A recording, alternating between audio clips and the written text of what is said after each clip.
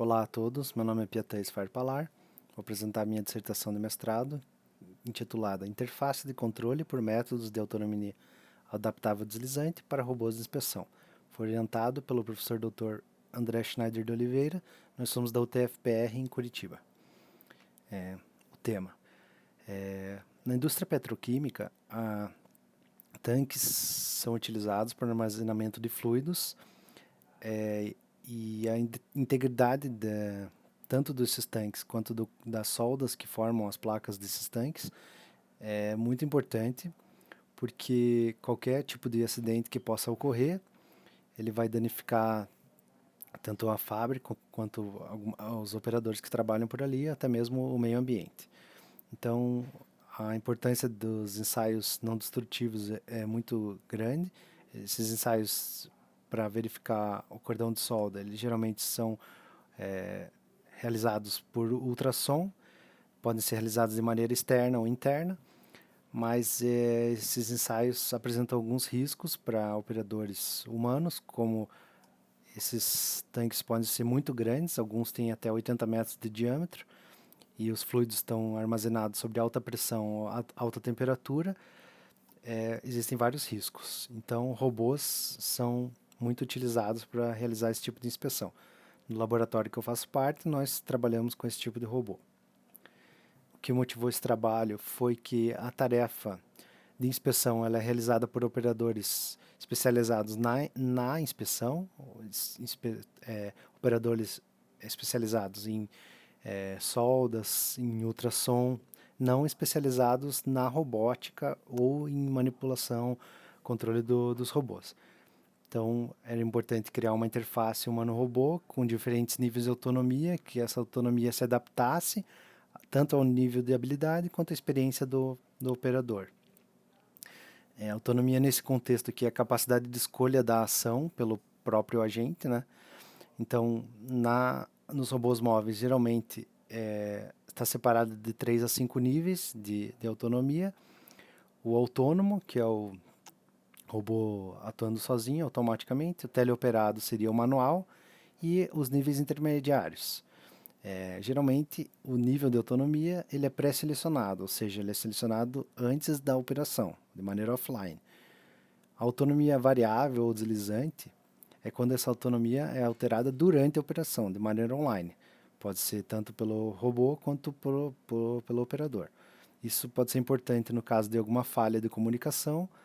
O robô tem que saber o que fazer no caso teleoperado, ou ele encontra alguma coisa e precisa de uma autorização de um operador para realizar algum tipo de coisa. A implementação do meu trabalho foi realizada num simulador. Aqui tem uma cena de uma refinaria com um tanque cilíndrico, onde o robô está situado na posição superior esquerda da figura, e essas linhas em vermelho significam, elas estão mostrando o que seria o cordão de solda, que é onde o robô tem que passar para fazer a análise da integridade desses cordões de solda. Então, o robô de inspeção era desenvolvido no LASCO, o laboratório que eu faço parte. É esse robô que está aqui na figura. Ele tem 2 motores brushless que movimentam correias que movem 4 rodas magnéticas. Elas são magnéticas para que o robô fique preso no tanque em qualquer posição, 360 graus. O robô tem diversos sensores para percepção do ambiente, mas no meu caso só foi utilizado o sensor de perfil para identificar a posição do centro do cordão de solda no tanque. A minha função nesse trabalho da minha dissertação foi realizar a interface entre o operador e o robô. Então eu cheguei nisso através de um joystick industrial que ele comumente é utilizado em gruas e guindastes. Ele foi especificado e adquirido para esse projeto, e aí eu fiz um driver para ele, fiz toda a implementação dele para funcionar no padrão ROS, que é o padrão robótico, o framework robótico que é utilizado com todos os outros sensores no andamento dos nossos projetos. Só que esse joystick ele só tem duas velocidades nos analógicos, para girar o robô, para mover para frente. Então não tinha tanta informação nesse esquisito. E daí foi adicionado um bracelete 1000, que é um bracelete que tem 8 eletrodos, ele detecta gestos e também ele tem uma IMU, uma unidade de medição de inércia. Então ele consegue medir rotações e movimentos, além de gestos. Aqui está um panorama geral da arquitetura desse sistema de interface que foi realizado. O joystick ele opera com radiofrequência. Então, para realizar a fusão dessas entradas, foi desenvolvido um controlador fuzzy. Esse controlador ele tem 4 entradas, que é a joy angular a posição de giro do robô, a velocidade angular do robô. Mil row é a rotação do braço, medida pelo bracelete.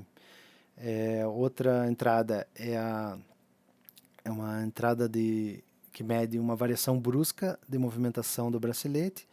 E a outra entrada é a posição do cordão de solda em relação ao robô.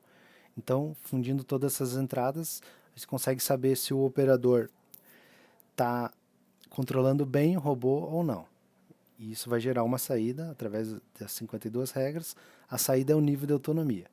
O manual é o controle total pelo operador. Então, a gente quer esse caso quando o operador está controlando bem o robô.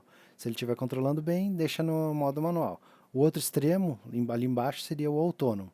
Então, o operador está fazendo tudo errado, está controlando mal o robô, entra com o modo autônomo, que o robô se movimenta de modo automático. Um outro modo seria o modo compartilhado, um modo dividido entre o operador e o robô, e o supervisório, quando o operador controla a velocidade linear para andar para frente com o robô, e a velocidade angular ela é controlada pelo robô. Então foi realizada uma experimentação virtual no VRAP, uma cena simplificada da refinaria, aqui na figura. O objetivo é ir do ponto A até o ponto B. Essa linha em laranja seria a linha ideal. Foi medido o tempo transcorrido na tarefa e o erro médio de alinhamento do cordão de solda. Foram realizados experimentos com os níveis de autonomia setados de maneira offline, separadamente, e com o controlador fuzzy. Vou partir diretamente para o controlador fuzzy, que é a autonomia variável. Então foram realizados 5 experimentos com 5 operadores diferentes, com níveis diferentes de experiência. A segunda coluna aqui indica o tempo levado nessa tarefa. Essas colunas que têm a porcentagem, as 4 colunas, indicam a porcentagem do tempo desse experimento, que o modo de autonomia do controlador ficou naquele modo. Então, o primeiro seria manual, compartilhado, supervisório e autônomo. E a próxima coluna seria uma média da autonomia, uma média da saída do controlador. Quanto menor esse valor, melhor. O TR seria transições entre os modos de autonomia e a última coluna, o erro. Então, o erro, como a gente pode ver, ele é praticamente o mesmo ali, o que é o melhor caso, porque independente do nível de habilidade do operador, o erro foi o mesmo. Então, o controlador está fazendo o que ele foi pedido para fazer. E outro dado importante ali de verificar na penúltima coluna é o número de transições. No primeiro experimento foram realizadas 108 transições, uma transição a cada 3 segundos. É algo que seria impossível do operador realizar. Então, nós verificamos que os níveis são mais diversos aqui. Por exemplo, o primeiro operador ficou 43% do tempo no modo manual. Então, ele estava controlando muito bem. Mas teve o terceiro operador, ficou só 5% do tempo no manual. Então, ele já se perdeu mais. Mas o erro foi o mesmo, que é o que é o mais importante. Trouxe aqui um experimento só. Essa linha amarela é a rota realmente traçada. Dá para ver que nas curvas, de acordo com a arquitetura do robô, depois nós verificamos, não tem como realizar as curvas perfeitamente. Então, sempre que o robô vai realizar uma curva, ele tem um pico no erro de posição, nesse gráfico abaixo, e no gráfico acima isso representa, ao mesmo tempo que tem esse pico no erro, tem um pico na saída do controlador.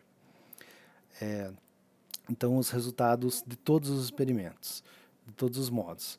A média do erro de alinhamento ela foi muito próxima em quase todos os casos, menos no modo manual, que aí não tem nenhum tipo de controle automático atuando.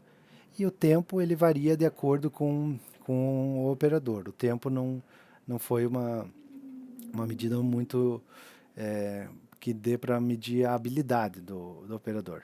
Mas, como nós vimos na tabela anterior, dá para medir a habilidade do operador através do número da saída do controlador.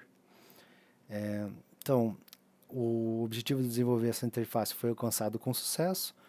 O controlador e a autonomia variável provaram funcionar nos experimentos com diferentes participantes e esse trabalho me rendeu 2 publicações, uma do Lars de 2019 e uma na Sensors em 2020. Apresentei corrido, mas foi muita coisa. Obrigado pela atenção e fico à disposição para tirar qualquer tipo de dúvidas aí.